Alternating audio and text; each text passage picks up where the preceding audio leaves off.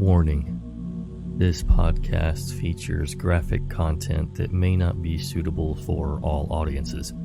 Listener discretion is advised.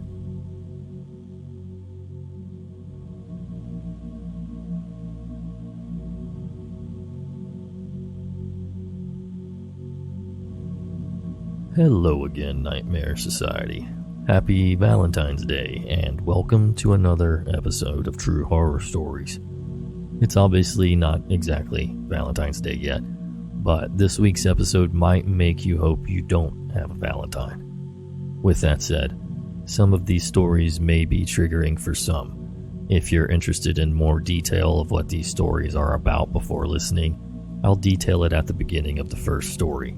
If you don't want to hear any outcomes or details, skip ahead to the first story, which starts at about 3 minutes in. With that said, let's give a big thanks to our contributors. User TojPie77, user XGemmaX, and user SleepyHan. I'd also like to say hello again to Miss Ginger C, who is a member of our online campfire. Our Patreon is a way you can support the podcast if you'd like to. We have $1, $3, and $5 tiers with different perks for each, which may include ad-free episodes and bonus content. You can find out more information about that at patreon.com/Nightmare Society, and all the links are in the episode notes. Now, get comfy and prepare yourself for another episode of The Nightmare Society.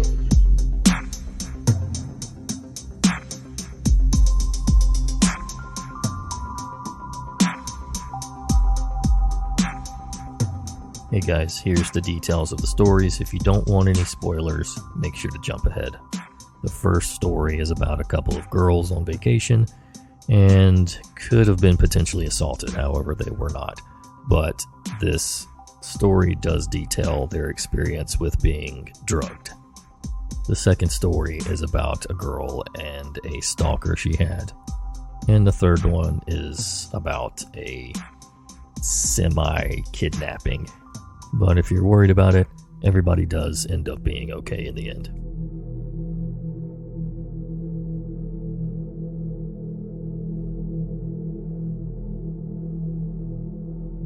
I've never shared this story with anyone.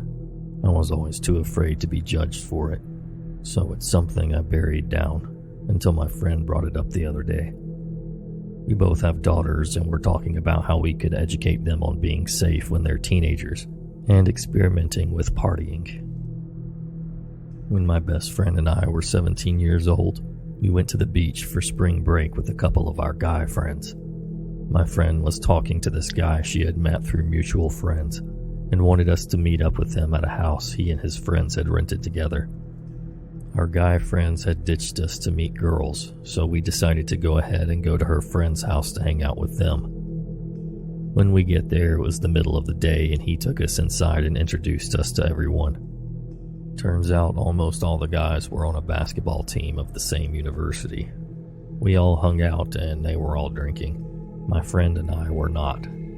One guy came out with 2 glasses of what appeared to be whiskey and coke. Against my better judgment, I started to sip it, as did my friend. There was one guy who appeared to not be athletic, and he was the only person at the house who was not friendly towards us. His name was Mike. Suddenly, I started to feel very buzzed. We were laughing and talking, and one guy asked me to put on his jersey. I grabbed it and put it on over my clothes.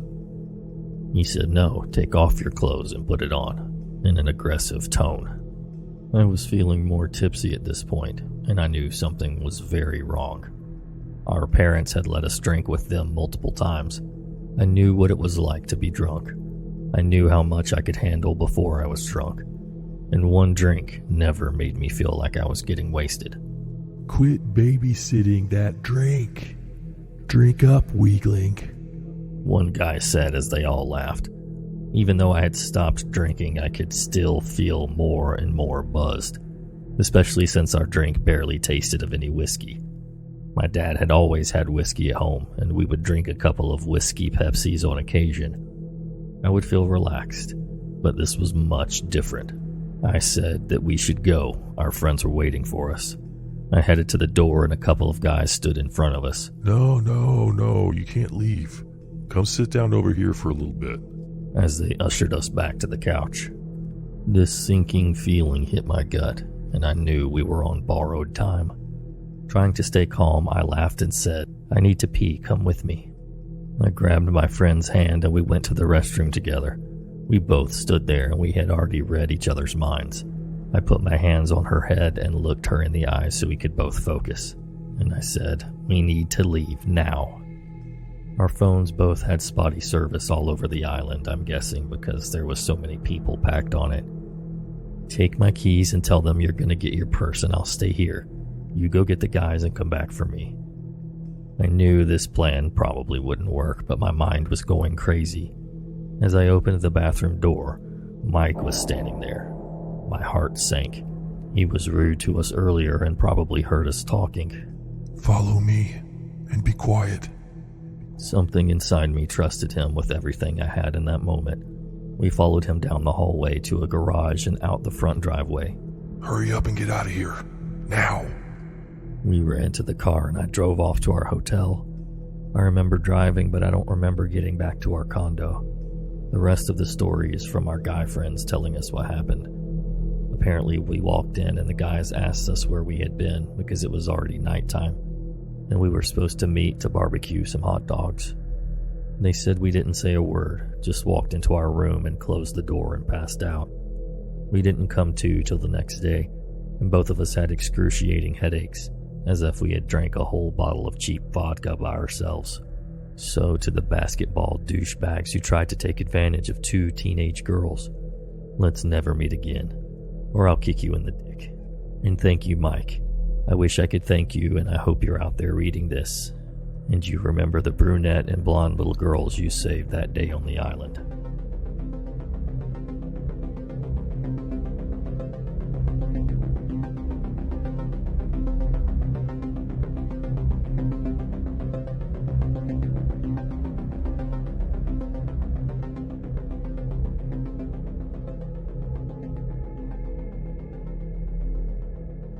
I believe I was about 16 when this took place, and was in 6th form college here in the UK, so I'm guessing it was in the spring or summer of. It was either a Friday or a Saturday when I got a text asking what I was up to, and if I wanted to go out. I had no idea who the text was from as the number wasn't saved in my phone, and I didn't have a name at the end of the text. I text back and then I got a phone call. Picking it up, I hear my friend Ong's voice. I was happy to hear from her as we went to secondary school together. I went on to college and she decided to do other things, so we didn't see each other regularly anymore. She didn't have social media and refused to have a mobile phone. I praised her for finally getting with it and getting a phone.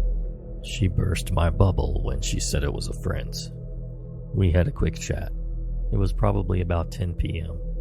and I had to get ready, so I declined and said another time. Around 12 a.m. I got a text. I thought she was contacting me again. The text read something along the lines of, "Hey, this is Daniel, Ong's friend. I'm bored and stuck here till Ong wants to leave. Hope you don't mind me texting you." I didn't at this age. I used to be up until stupid o'clock on the internet, and he was a friend of my friend, so I didn't see a problem. So he texted me for a bit. It was a kind of nothingness conversation. Around 2 a.m. or so, I get a call. It's him. He said I sounded nice and that he wanted to have a chat. Okay, cool. I'm still wide awake, so we had a chat. It was alright. We had a laugh. Talked about nothing much for a while and then said goodbye. Next morning, I get a text from him. I reply. He texts me all day and rings me again later. I find out more about him, that he works in the local shopping center in a certain store I went to all the time. The kind of stuff he likes, which is nothing like me, but whatever. We talk about where we live, as we live in different towns about 20 minutes apart by bus. At this point, he knows what I look like, as Ong has shown him photos of us she had, but he's also seen my Friendster page. which had a current pic of me. He, like Ong, didn't have social media back then, so I don't know what he looked like, but he described himself. Could have been literally any boy in southeast London at that time. I didn't really care what he looked like as I wasn't interested like that, but I had no problem chatting. So this carries on for a week or two, him texting me, calling me, finds out about me, asking loads of questions, which at the time seemed harmless. Around this time, I had time off of college for Easter holidays, and he starts saying we should meet up as we're both free. I tell him I can't as I have to do some coursework. This was only half true. I did have coursework, but I always leave it till the last minute, so I was literally just being lazy and sitting about the house. He clearly didn't get the message as he started to text me constantly. If I didn't reply fast enough for him, he sent more texts and would call. I was like, dude, I'm so busy trying to do this. When I have time, I will text you. After a few days of that, I got a text saying, I've had to go do XYZ and I'm in your area. Let's meet. I told him I was busy and I couldn't. He said that was okay, but then kept bombarding me with texts urging me to meet him. No. 2 days later, I get a text saying he's in my area again, and we have to meet. No. The end of that week, he is there again. And again. No. The start of the next week, he starts again about being in my area. I ignore the text this time. Later on that day, I get a call from a local area number. I pick up, and it's him. He says he's here and wants to hang out, and that I didn't reply to his text. I tell him I'm not at home, and I've been flat out, and that I'll text him when I'm free. I found out the number he called from was a public telephone box on the main road that connects to the road I live on. The constant texts were annoying, but I let them slide as I had no intention of meeting him, and it was only a text. But to find out that he actually was literally in my area and knew around about where I lived, all the questions he was asking before that seemed harmless, made sense now. He was narrowing down where I live to the street, as I have a college at the bottom of my road and a park at the top, and he knew this. He knew what bus I got from college and the stop I got off at, which further narrows down the part of street I live on. He used to ask things about the clothes I wore and accessories I had, what patches, etc. were on my backpack. So he knew definitely now if it was me, if he saw me. Now, this was not cool at all. I told him that I'm not meeting him anytime soon, that I'm busy and that he needs to chill the heck out as I don't need the hassle. This really put me off wanting to speak to him, as it was freaking weird, and I really should have told him to screw off at this point. But when you don't really care about the person other than to have a chat with, I just thought if I lessen the contact, he will get bored and piss off on his own accord. School started again, and I felt safer knowing that he couldn't just be in my area when he had college quite far from me, so I wouldn't run into him. But the shop I usually went to, which was near my college, I avoided, as there was nothing in there I couldn't get elsewhere, and didn't really go into the shopping center, unless I had to, and that would be during school lunchtime, so he wouldn't be there.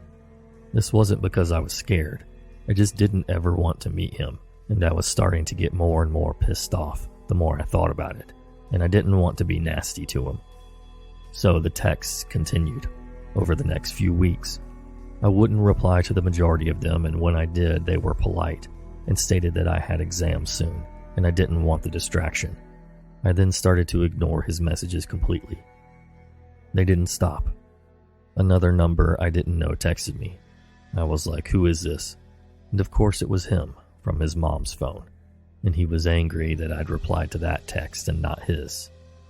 Now this was becoming a freaking joke. During this time one Saturday night, my mom rang me as I was coming home from a gig. She told me a boy I went to primary school called Morley rang to speak to me today, and he asked if he could call again, and before the call ended, asked if I had a boyfriend. I was like, what? Morley used to like me back in primary, but we hadn't spoken since we left school at like 11 years old. but our moms still chatted occasionally, so I had no clue what the heck that was all about. I get a call from Morley the next day. He tells me sorry for ringing me, but he really needs to ask me a question. So he asked me if I had a boyfriend. I said I did not. He then asked me if I knew someone called Daniel. I said yes, that I had been speaking to someone called Daniel, but what started out as a pleasant chat and some texts had turned into way too much. He then went on to tell me that Daniel goes to his 6th form and is loosely associated with his friend group, as no one really liked him. Boys being boys, they were talking about girls, and Daniel went on to talk about his girlfriend. They asked questions about her, and he told them who she was, what she looked like, what she was into, where she lived, etc., etc. He didn't think much of it. When he came back to school after the holidays, he had a bunch of clothes in his bag. They asked him where he was going, as they wear uniforms, and he was bragging about how he had come straight from her place, as he stayed around her house lots during the holidays, and told them in detail how they had sex and got up to all sorts. He used to entertain them with stories all about her, and after a while finally showed them her picture. My picture. Morley was livid on the phone. He said the stuff Daniel was saying that we had done was just plain nasty, and the stuff he was saying about me he didn't think was true and wanted to confirm. He told me he would ring me back in a few days. Daniel was still trying to speak to me. After hearing from Morley what he had been up to, I'm not going to answer clearly. I set the number to divert. I don't know if you could block numbers on my phone back then, but if I could, I didn't know how. I ignored the texts he sent me. I didn't even open them. I got home from school Monday afternoon, and about 6 o'clock I get a call from Morley, who again was angry, but was delighted. He told me he just got home and that Daniel had come into school with clothes in his bag again that morning, and said how he has been staying at my place, and all the other disgusting details. At that point, Morley, in front of everyone, was like, "You have never been to her house." He was like, "Of course I have." And Morley was like, "It must have been a freaking windy house, as he knows for certain that he has never been to my house, as he knows me, and spoke to me yesterday, and I am not his girlfriend. In fact, he has never met me, only spoken to me, and said that I refused to meet him, and have been pretty much ignoring him as he kept turning up where I live to try and spot me. This didn't go down well, obviously, as he had been made to look like a complete freaking idiot. That night my phone wouldn't stop with texts and calls from his mom's number. He would not stop calling. I told my mom everything after Morley called, as she wanted to know what it was all about. I gave the phone to my mom at like 11 p.m., and she picked up, and he was sounding in a panic saying he needed to talk to me. She said no, I was in bed, how inappropriate it was to call at this time, and not only that, but not to call me ever again. Number was put on divert, and I was still getting voicemails. I texted him and told him to leave me alone, and that it really is enough now. I know what he did, and I didn't want to know him. He went quiet till around 2 a.m. when he started calling again from a third number. I was asleep and my mom was awake. The call woke me up, so I called her in and she picked up the phone and went frickin' mental at him. She said she knows all about it and to leave me alone or there will be trouble. He still texted after that. My mom was beyond livid at that point at 6 a.m. She rang his mom's mobile, woke her up and told her all about what her son was up to. She was initially pissed off to be woken up so early, but when my mom laid it out, she just went quiet and was like, "I'm sorry, I'll deal with it." I didn't hear from him again after that. Ong called me. I hadn't spoken to her since that first night, about probably just over a month ago. She found out what had happened, I think from his mom, and she wanted to know the validity of the call she received, and was so incredibly sorry. And that he wasn't even really her friend. They just knew each other from primary school and he lived close, and that he just turned up at her house and imposed himself on her, and her mom would always let him in despite her warning not to, as she liked him, so she just put up with it.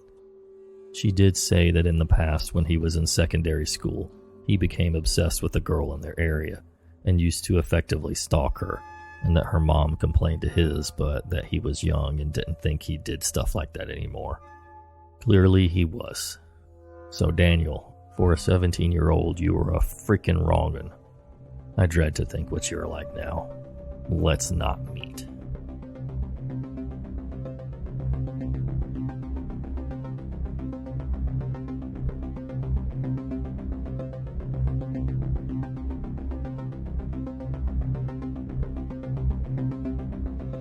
If you like true crime, dark history, the haunted and paranormal, then we think you'll like Ghost Town. Ghost Town is hosted by me, Rebecca Lieb. And me, Jason Horton. We cover both notorious and obscure true crimes, the haunted, paranormal, and unexplained, and the dark history of everything from world events to pop culture. There are new episodes of Ghost Town every Wednesday and Friday. Find out for yourself what Vulture.com called essential listening and one listener called a total waste of time. So pause the podcast you're listening to right now. And go subscribe to Ghost Town for free on Apple Podcasts, Spotify, or wherever you get your podcasts. And at ghosttownpod.com.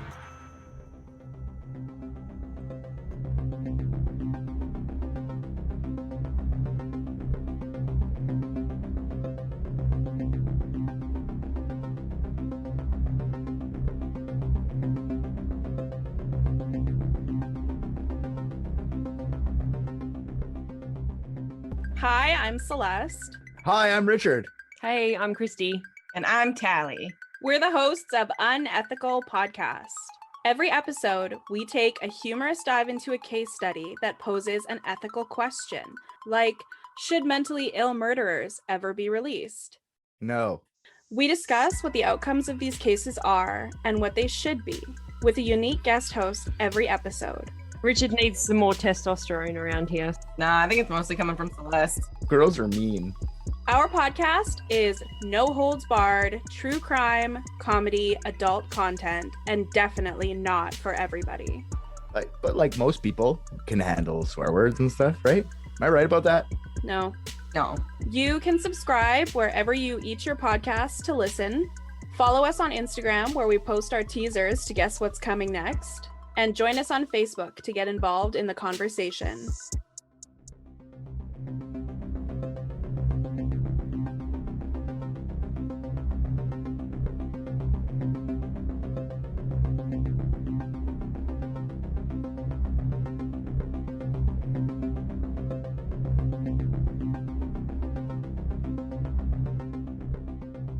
I always tell this as a cautionary tale that's actually happened to me, especially in light of all the terrifying, heartbreaking news stories of girls who get into Ubers and are never seen again. This happened when I was in college. It's one of the bigger party schools, with an entire street of bars you can wander to and from. My boyfriend, now fiance, had gone back to his hometown for the weekend, so I decided to go out with some friends. I'm sure you can see where this is going.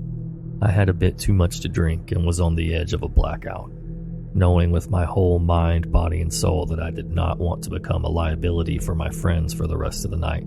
I told them I was going to Uber home. My friends insisted on coming home with me, but selfishly I wanted to call my boyfriend when I got home and have a bed to myself, and I told them all no, but took a screenshot of my driver's name and info on the app and sent it to them.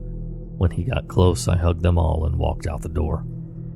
Like I said earlier, it's a big party school with lots of bars in one area, so the entire strip is lined with Ubers from about 11 p.m. to 3 o'clock. It was almost closing time, so there were a ton. And look, I was hammered. I don't even know what a Toyota Yaris looks like at the best of times. So I'm searching. A man rolled his window down and asked if I was waiting for an Uber. I said yes. He told me he wasn't my Uber, but if I canceled my ride and accepted his, then he would take me home. I was already thinking of the leftovers I had in my fridge at this point, so I agreed, canceled my Uber, and linked my account up with his. He was super nice, and he was an Uber. I've heard stories of fake Uber drivers, so I did make sure he was legit.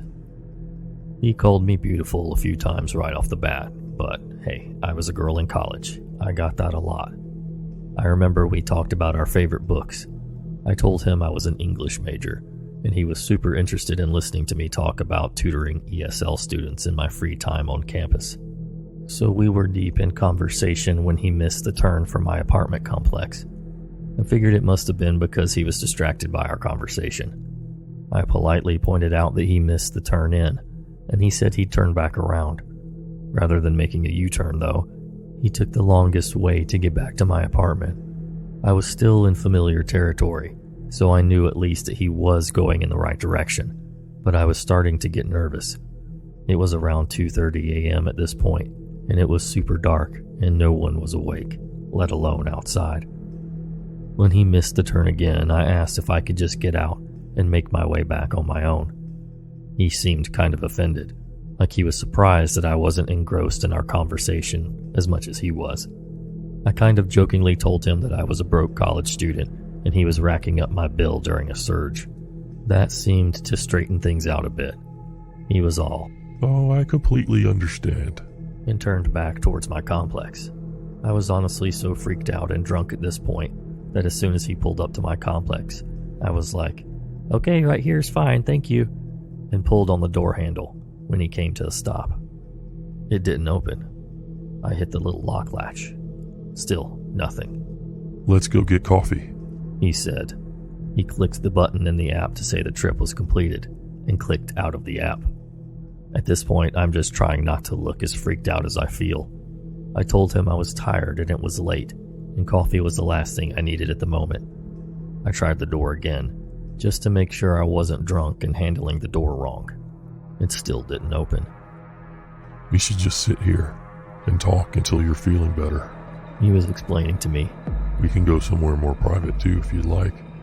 Do you live alone up there?" At this point, I'm frantically digging through my purse for my phone. Screw being polite.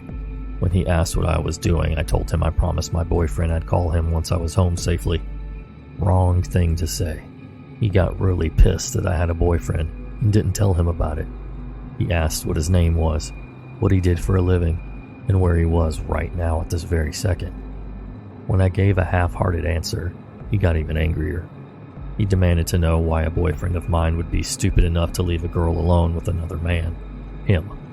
He repeated it twice. At this point, I'm trying not to cry.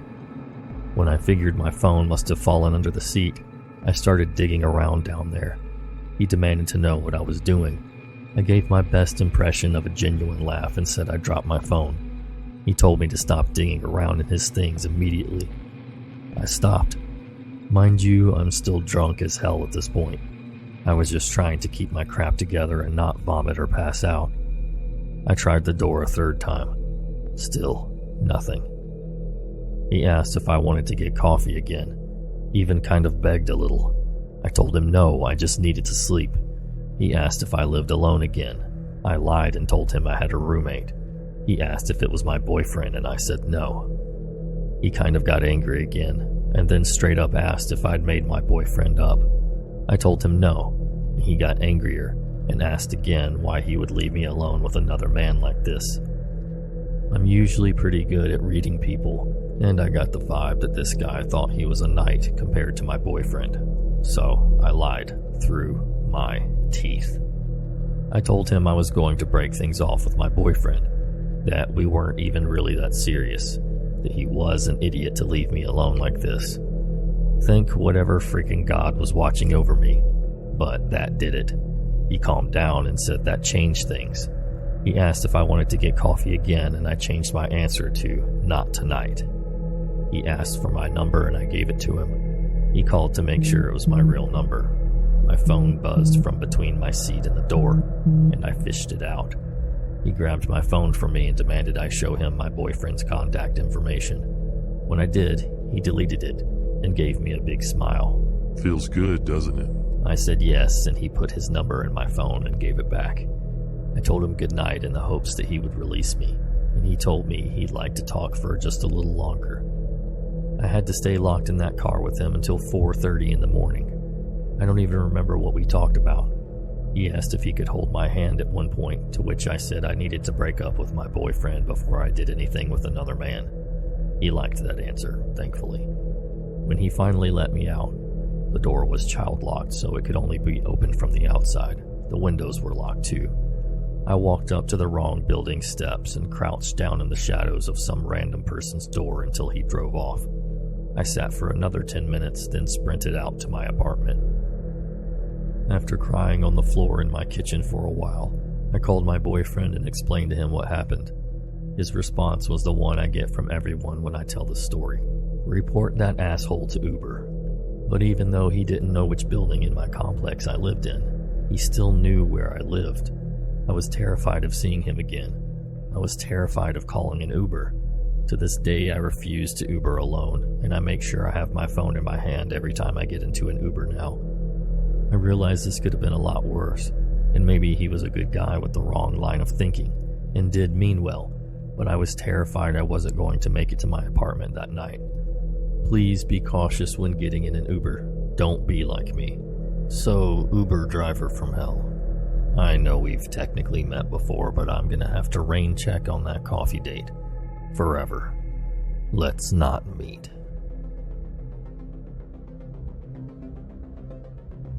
Well, that was nauseating. To everyone out there, especially on Valentine's Day. Guys, girls, and everybody in between. Please be careful. Listen to your gut. And especially, do not be that guy. Thanks so much for listening. And until next time. Sweet dreams.